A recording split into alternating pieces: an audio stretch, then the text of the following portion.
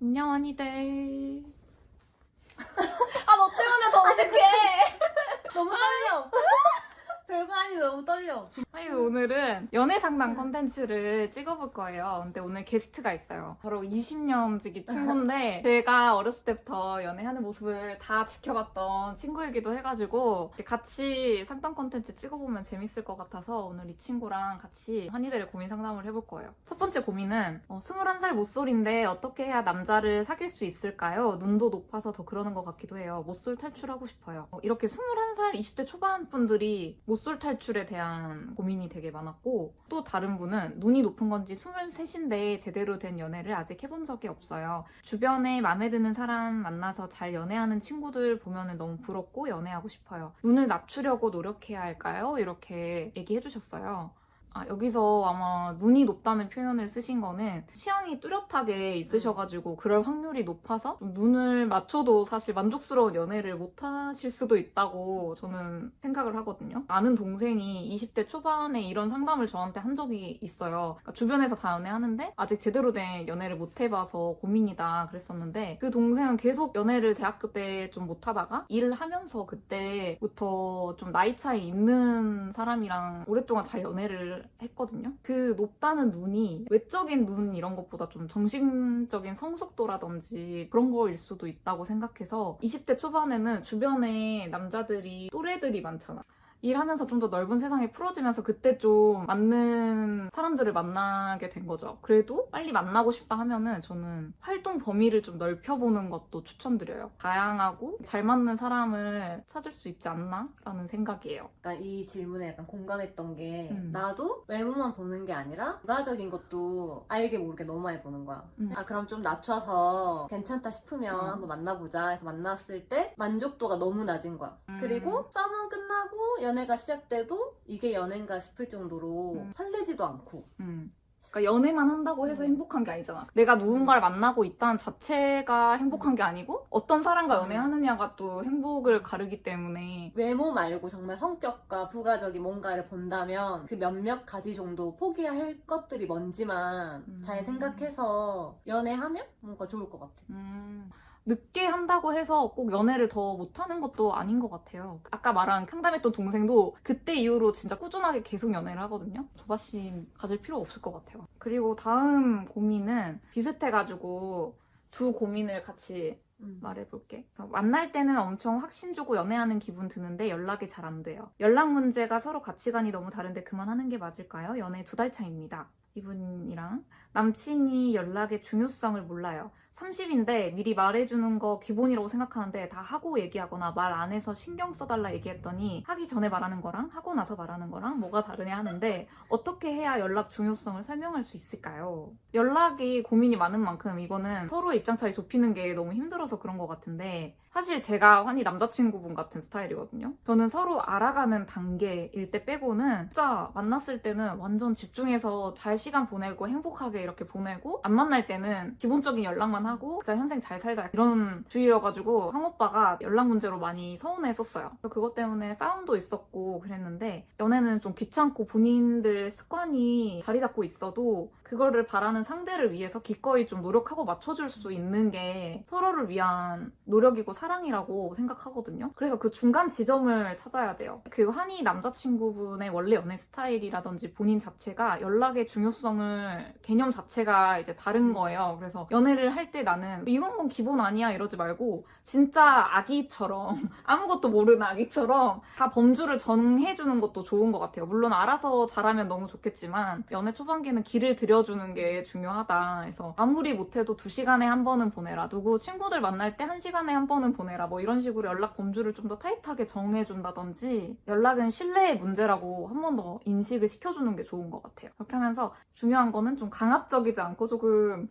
유순하게 말하면서 반복적으로 말을 해주는 게 좋은 것 같아요. 그래서 반복적으로 계속 듣다 보면 이렇게 자동으로 연락해야겠다 이렇게 조금 인식이 되는 것 같아요. 이게 이제 그 환희 쪽 입장이면 그 중간 지점을 찾으라고 했잖아요. 환희도 연락에 조금 더 내려놓고 생각을 하면은 좀 환희 정신건강에 좋지 않을까 싶어요. 이렇게 해서 중간 지점을 계속 찾으려고 노력을 하는데도 환희한테 너무 스트레스다 하면은 저는 좀 더 환희를 위해서 노력을 해줄 수 있는 사람을 만나는 것도 방법인 것 같아요. 근데 뭔가 그 기본이라는 게 이제 다 다르잖아. 나한텐 기본인데 상대는 이제 당연한 게 아닐 수도 있잖아. 맞아, 그냥 맞아, 몰랐던 맞아. 일일 수도 있고 이게 왜라는 생각이 들 수도 있는데 거기에 대해서 자꾸 막 자기의 그 기본을 요구하면 강요처럼 들리니까 더 조금씩 반복적으로 이야기하되 잊을만 할 때쯤 이야기하는 게 포인트가 아닌가. 맞아.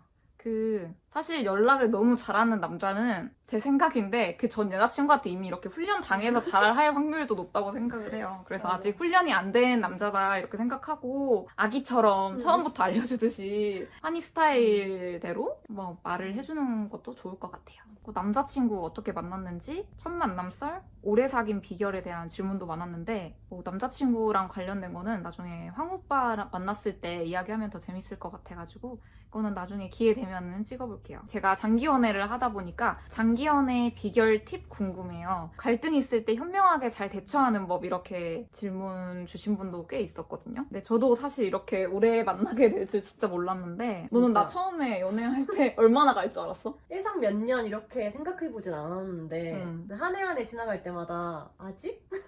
아직도?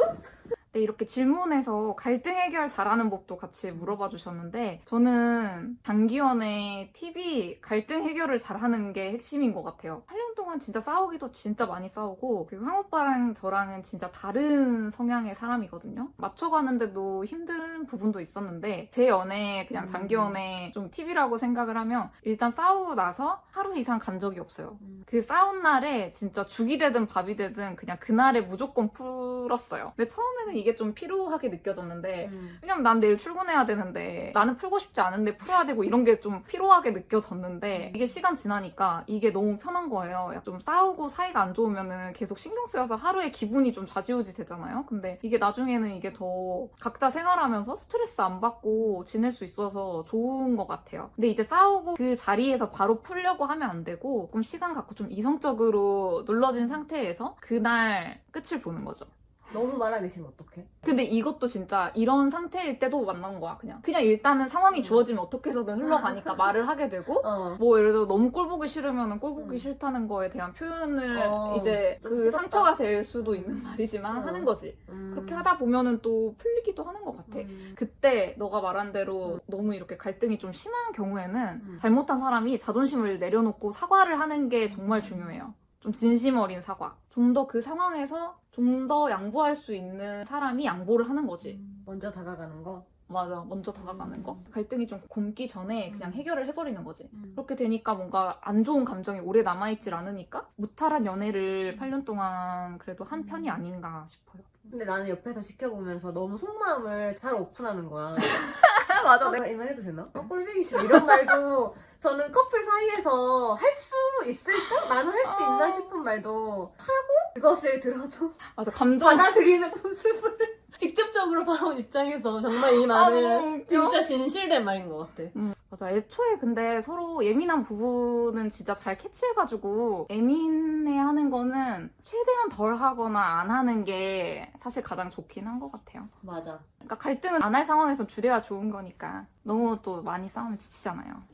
그 다음 질문도 장기연애 관련된 질문인데요. 장기연애 장거리 하면서 불안한 마음이 들 때가 있으셨는지 궁금해요. 만약 있었다면 어떻게 다스리셨나요? 이렇게 물어보셨는데 저는 솔직히 연애에 있어서 좀 불안한 마음은 안 드는 편이에요. 그 사람이 찜찜한 행동을 안 했고 어느 정도 믿음이 간다면은 저는 그냥 상대를 완전 믿는 편이거든요. 100%는 아니어도 그냥 믿어버리는 편이에요. 만약에 그 걱정이 바람이다 하면은 내가 걱정한다고 바람 피울 사람이 바람을 안 피우진 않는 거라고 생각해요. 어떻게 해서든 필 사람은 피더라고요. 제가 걱정 안 하고 그냥 이렇게 살다가 피웠다. 만약에 상대방이. 그러면은 진짜 화나고 배신감에 슬프겠지만은 결혼이라는 중요한 일 전에 알아서 다행이다 이렇게 생각을 할 것 같아요. 그 사람을 만나는 동안은 믿는 게 좀 좋은 것 같고 대신에 약간 찜찜하거나 제가 누가 봐도 약간 수상하다 그런 느낌이 있다면은 좀 주의 깊게 보는 것도 괜찮지만 그런 게 딱히 없다면 괜히 내 마음이 그런다 이런 거면은 지금 만나는 사람을 그냥 믿고 만나는 거. 다음 연애 고민은 표현 없는 남자친구랑 오래 만나는 법인데요. 황 오빠도 처음에 표현이 좀 없는 편이었거든요. 좋아한다는 거는 알 수 있었지만 뭐 애정 표현을 막 엄청 하거나 그런 스타일은 아니었는데 원래 좀 사랑한다는 말이나 어떤 표현을 하는 스타일이 아닌 사람은 이렇게 쉽게 바뀌기가 좀 어려운 것 같아요. 제가 표현을 좀 이끌려고 하는 편이에요. 저는 그래도 표현에 좀 솔직한 편이어가지고 상대방의 좋은 점에 칭찬을 좀 많이 해주려고 했던 것 같아요. 그러면 돌아오는 행동이 좀 좋은 표현으로 많이 돌아왔던 것 같아요. 그래서 뭐 다정한 목소리나 저를 챙겨주는 모습이라든지 꼭 뭐 사랑해 막 이런 거 안 해도 이런 것도 다 그 사람의 애정 표현이라고 생각을 해서 저는 그렇게 생각하니까 이걸로 이제 더 이상은 신경 쓰이지가 않더라고요. 근데 진짜 너무 그 사랑한단 말을 직접적으로 듣고 싶으면 먼저 많이 하다 보면 하게 되는 것 같아. 아, 그래? 약간 쑥스러워서 못하는 것도 있어. 상대 행동에 따라서 다르게 반응되는 것도 확실히 있으니까. 그 말 자체가 너무 익숙하지 않을 수도 있거든요. 약간 그 집안에서 부모님이 서로 사랑해 막 이렇게 애정 표현이 없고 이렇게 다 무뚝뚝한 집안이라든지 그러면은 사실은 갑자기 이렇게 하기가 되게 어색할 수가 있는데 내가 계속 표현하고 함으로써 좀 그거를 익숙하게 만들어서 언젠가 남자친구도 자연스럽게 할 수 있게 좀 이끌어주는 것도 좋을 것 같아요. 먼저 표현을 좀 더 많이 하기?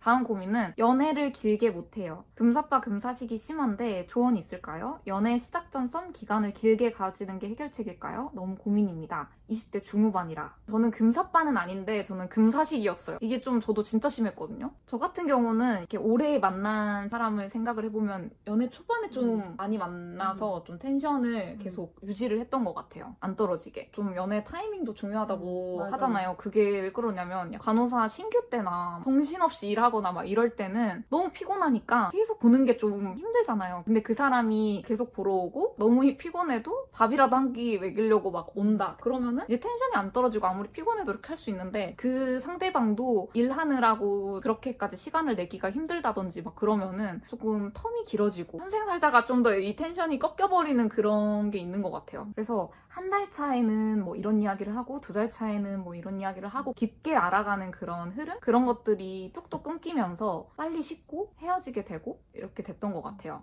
그래서 저는 잘해보고 싶은 사람이 있다면 짧게라도 자주 보는 거 그게 좀 금사식을 막을 수 있는 방법 중에 하나인 것 같아요. 질문들 중에서 내 눈길을 좀 끌었어. 왜냐면 저도 그랬거든요. 눈길을 끌어? 사랑이 안 되고 금방 연애가 끝나고 그랬는데 나는 확신이 들지 않으면 사귀지 않는 게 더 좋은 것 같아. 본인 자체도 확신이 안 들었을 수도 있잖아. 그냥 타이밍 자체가 그냥 사귀어야 될 것 같아서일 수도 있으니까 그냥 순서 확신이 들지 않으면 좀 더 지켜보거나 맞아. 그 사람을 보내주는 것도 서로를 위하지 않나 싶기도 해. 이게 자꾸 반복되면 자기가 먼저 문제인 것처럼 생각될 수 있으니까 맞아.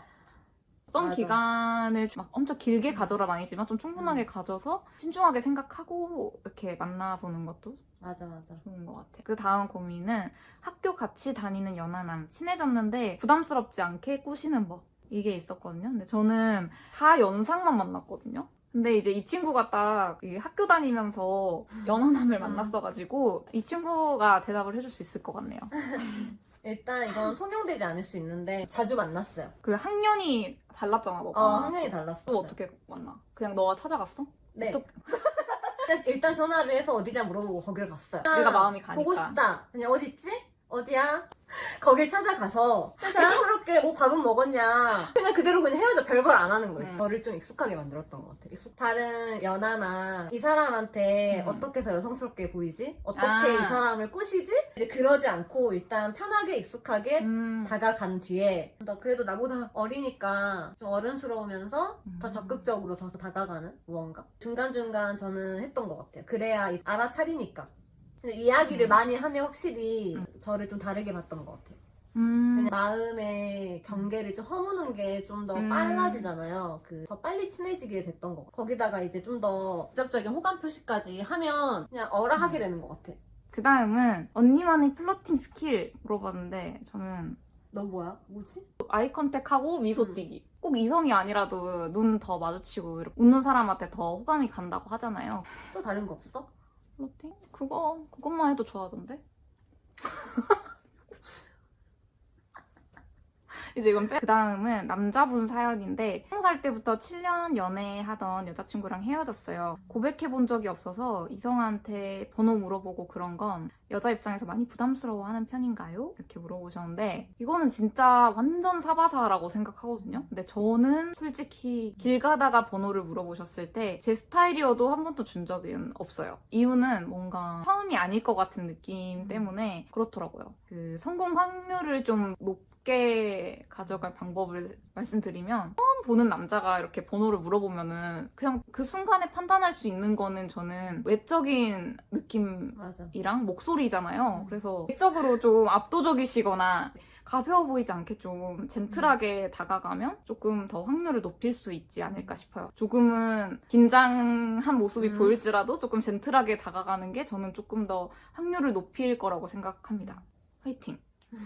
그 다음 고민은 은근히 주변에 이런 고민인 사람 많은 것 같아. 둘 다 말수가 없어서 전화만 하면 정적, 점차 어색해져서 500일 넘게 만났는데 어색해서 시간을 갖기로 했어요. 저도 어떤 마음인지 모르겠어요. 시간 갖는 동안 무엇을 생각해봐야 할까요? 그래서 말수가 별로 없는 지인이 있는데 그 지인도 누구를 만나느냐에 따라서 말도 훨씬 많이 하고 훨씬 많이 웃으면서 재밌게 연애를 하더라고요. 저도 대화가 잘 통하면은 말도 많아지고 그러는데 코드가 안 맞으면은 말수가 줄어들고 이거는 사실 말수가 둘 다 없다 이전에 좀 코드가 안 맞을 수도 있다고 생각해요. 그래서 황 오빠랑도 진짜 말 별로 안 하고 있을 때도 많거든요. 할 말 없어서. 근데 뭐 그 시간이 너무 재미없다 이것보다는 좀 그 나름대로 편하고 좋은 것도 있었던 것 같아요.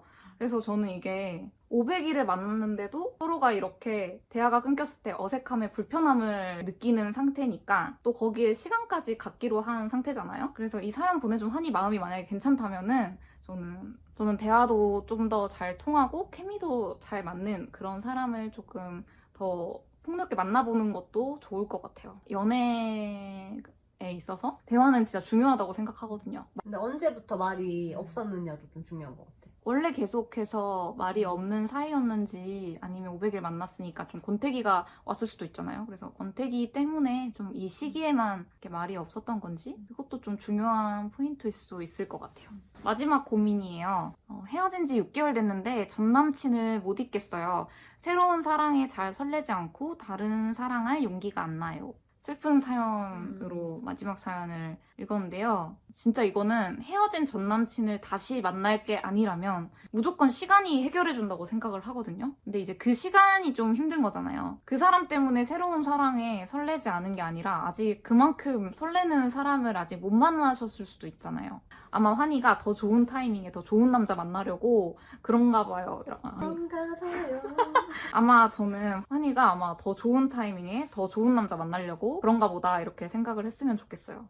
시간 빨리 가게 바쁘게 현생 사는 게 진짜 최고입니다. 그렇게 하다가 시간이 지나면 자연스럽게 희미해지고 또 좋은 환희의 짝이 나타날 거라고 생각합니다. 근데 막 그렇다고 무조건 뭐 사람은 사람으로 있는다고 막 환희가 막 그러고 싶지 않은데 계속해서 만나고 이렇게 하면 오히려 별로인 사람을 너무 많이 만나면 그 사람이 더 생각날 수도 있기 때문에 아까 말했듯이 바쁘게 현생 사는 거를 조금 더 추천드려요. 근데 질문이 진짜 많이 와가지고 추리는 것도 꽤 걸렸잖아, 그지? 맞아. 커뮤니티랑 인스타 무물로 받았는데 진짜 많이 이렇게 고민을 보내주셨더라고요. 좀 중복되는 것들 위주로 오늘 상담을 해봤고요. 기회 되면은 또 이런 시간 가져볼 수 있도록 할게요. 촬영을 끝내보겠습니다. 오늘 20대로 돌아간 것 같아서 너무 재밌었고 그때 고민했던 것을 지금의 나이대인 사람들도 하고 있으니까 되게 귀엽기도 하고 뭔가 더 진심 어리게 말해주고 싶었던 것 같아요. 환희도 저도. 환희들한테 좋은 상담이었기를 바라면서